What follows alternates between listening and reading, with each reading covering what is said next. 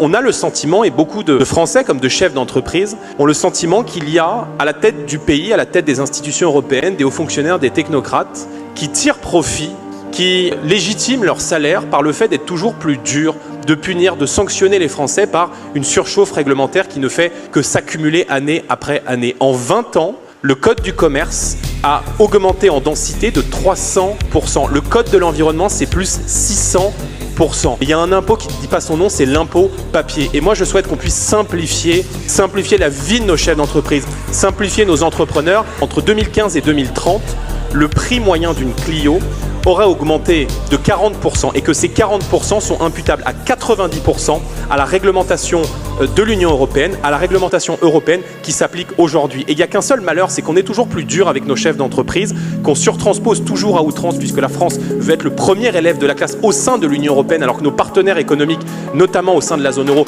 ne font pas ce plaisir malsain de la surtransposition.